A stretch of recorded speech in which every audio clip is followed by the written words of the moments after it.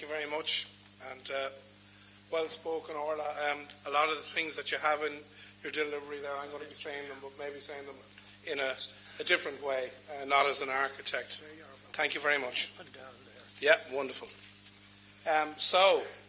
Thank you all for having me here at this esteemed gathering. Again, like lots of people, I've heard about it, I've read about it, I've never been here, and I had a very interesting journey down here this morning. I stopped in Mount Charles, visited a couple of post offices, and just to try and get a sense of the place. I met my friend John Kelly. He brought me out to see some of the wonderful sites. This is an absolutely fantastic part of the world and one to be cherished. Now,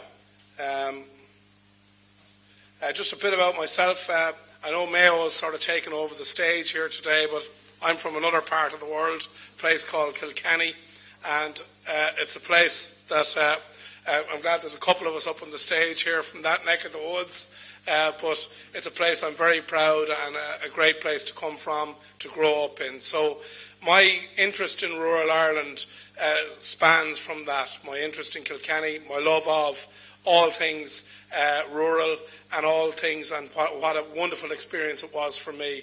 I've done lots of things over the years.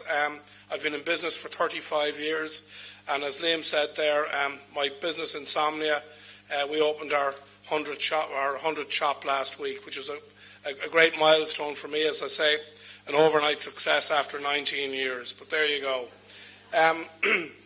So let's stay with rural Ireland, because today is not about me, it's about the issues at hand. Some people have strong views on rural Ireland. I'm one of those people. And again, it's great to see that's a true poster that was up there in the recent campaign. And that's the kind of stuff and that's the kind of spirit that I like to see in rural Ireland. To hell with the begrudgers. Get out there and say it as you will.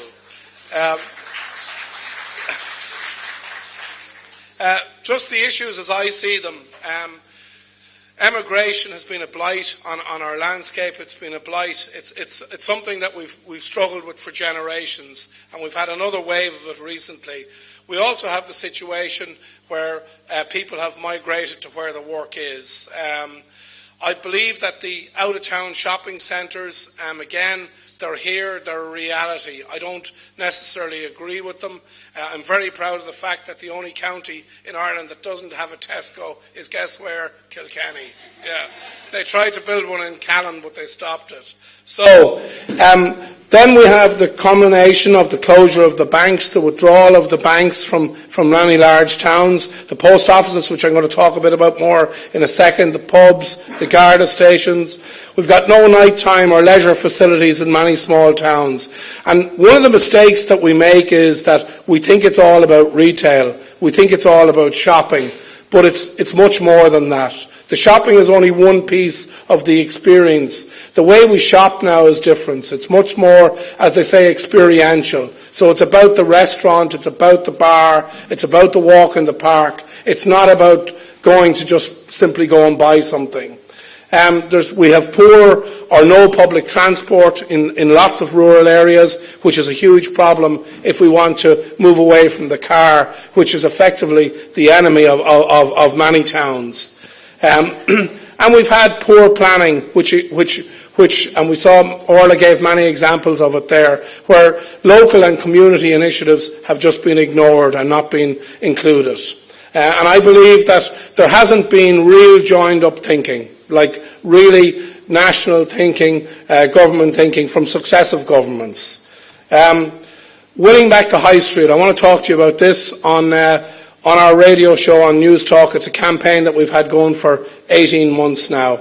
1 week in every 4, we now go out of Dublin, we go to a town around the country, and we effectively try to get the community together, do an audit of what's happening. Just have a listen to this, because this was in Westport last week.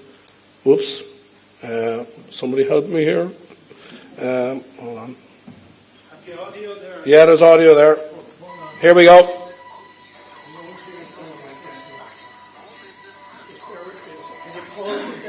Yeah.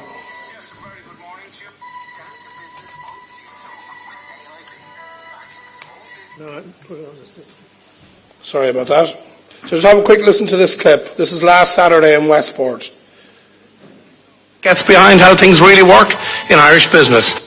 Down to Business on News Talk with AIB. Backing small business and farmers. Backing Brave. Yes, a very good morning to you wherever you are. You're welcome to Saturday's Down to Business. This is the show that gets behind how things really work in Irish business. We're live here in the Town Hall Theatre in Westport, and we're winning back the High Street. Yes. Yeah, we've a wonderful crowd here this morning in Westport. I thank you so much for coming out in your droves. Coming up on today's show, the great tourist initiatives that have made Westport a destination. How and why was Knock Airport ever built? Taoiseach Enda Kenny on why Mayo will always be home. Joining us in our executive chair, Owen Hughes, from a great company down here called Port West. Plus I'll be on my bike out there on the Greenway where I cycled yesterday all the way from Achill to Westport. It was absolutely fantastic. As always, you can call me here at the station, 1890. This proud Mayo man was appointed as Minister for State for Tourism and Sport, a position he currently holds. Michael Ring, you're most welcome to the programme. Thank you very much. Now, Michael, before we start, you and I had a great honour of starting a bicycle race here in Westport this morning. We did it in tandem, and we just had a little chat about your party leader, Enda Kenny. Have a listen to this. Now, Michael, I was talking to Enda Kenny last night, right? And he said to me, would you ask Michael Ring when you see him, does he still have that bruise on his shoulder from that county final we played in 1975 when I hit him a box? Well, Bobby, I'll take off my shirt if you want to see it. But I'll tell you, he wants to take off his shirt too, because what he gave me, I gave him back twice as much. But he was a dirty little player, so he was. The amount of lady fellas are here, they were tough. But what does Westport mean to you? Well, look at Bobby as somebody that's born and reared in Westport. I was born in this town, and I have to say what it means to me. I travel all over the world in my job as Minister for Tourism and Sport. I get the opportunity. And when I'm coming in Sheehan, and for people that don't know Sheehan, that's the hill just as you're coming into Castlebar Road. When I look down and I see the 365 islands, I'm happy to be home. And no matter where I go in the world, I love to come back to Westport. I think it's the greatest town, not in Mayo, not in Ireland, but in the world. And we have something in this town that they don't have anyplace else. We have community, great community spirit, great community feeling in this town. And I can tell you one thing, if there's anybody in difficulty or need anything in this town, the community rally around. I love this town, I love the people of this town. So, just that campaign, and it's been wonderfully powerful, and it's given me an insight into all sorts of towns from Athlone, from Galway, Westport. We've done lots of them, and we're going to do another half dozen before the end of the year. But again, I just wanted to give you that clip of some place that's doing it well, some place that the community has really, really got together. There's a vision for the place, and again, people who can make things happen are fully behind it. So I think that, just to move on, I was appointed there recently by Minister Alex White to have a look at the future of the post office. It's called the Business Development Group. I'm the chair of it, and we've just recently done our interim report. And I want to just talk for a second about the importance of the post office. And let me give you a couple of cold facts. There are 1,150 post offices in the country. 17% of them do over half the business. 2/3 of the business is done in 300 of them, i.e. 48% of them only do 12% of the business. So the economics of what we currently have in the post office is a problem. 52% of post offices are now co-located, so the whole model of them being on their own, so they're now in centres or spars or those type of convenience locations. A couple of things about the post office. It's the most trusted brand in the country. It has 1.7 million customers a week. It's a turnover of 820 million euros.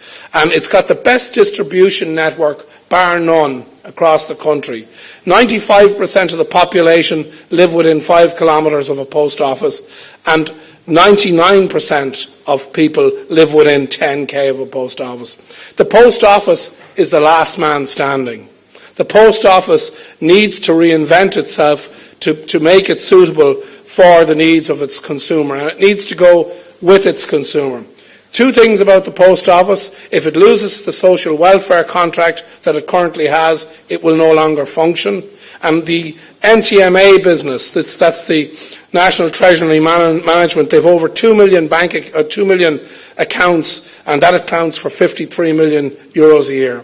The post office needs to be saved, and it needs to be re-engineered. And our first part of the interim report has come up with the following recommendations. The post office will have to provide a basic bank account.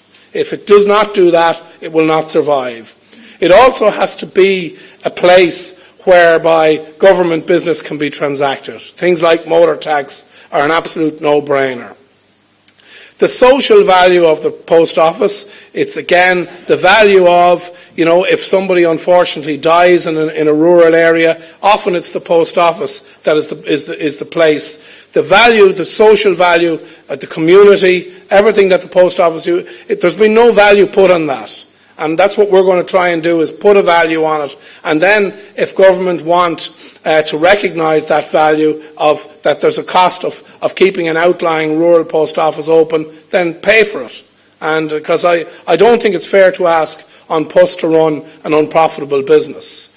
White labelling of products, that's what they're going to get into. They already have some insurance and phone products, but again, a provider of broadband. But it really needs to absolutely reinvent itself to actually deal with the needs of its consumer. And finally, I think if the post office is the last man standing, the credit union is probably the second last man, and they need to come together. And there's been lots of different initiatives to try to look at fusions of the post office and the credit union, and because of politics and all other things, it hasn't happened. It needs to happen. So that's a summary of what I believe needs to happen in the post office, and I firmly believe that the post office is a huge asset to the people and place that is rural Ireland.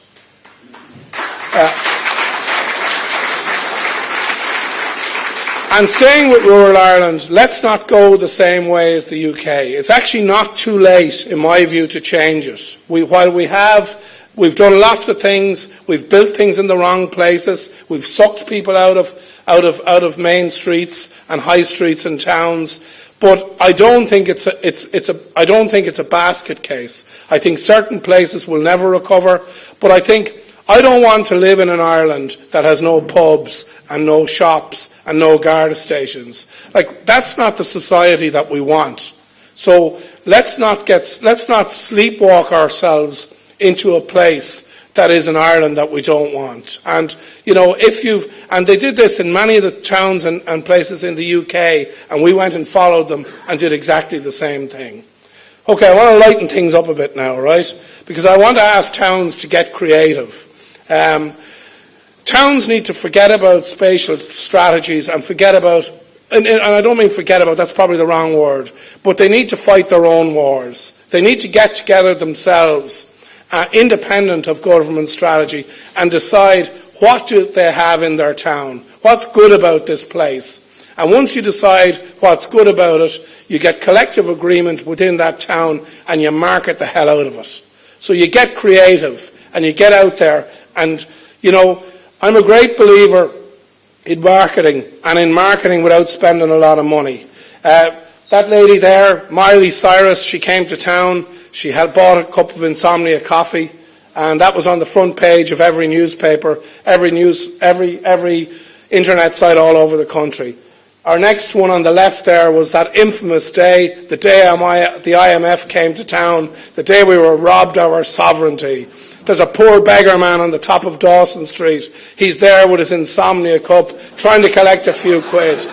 Who passes by but Mr Chopra and the IMF? That picture, again, infamous as it is, we got massive publicity out of. Now, if that wasn't bad enough, guess what happened next? One of the tabloid newspapers decided to take that picture and Photoshop it, and Brian Cowan becomes the poor old beggar at the top of Dawson Street with his Insomnia cup. This is marketing genius, folks. So,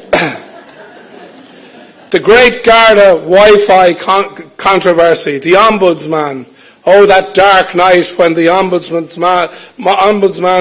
office was bugged. Who was the culprit? The local insomnia in Capel Street. Yes, we were the ones who infiltrated this great system.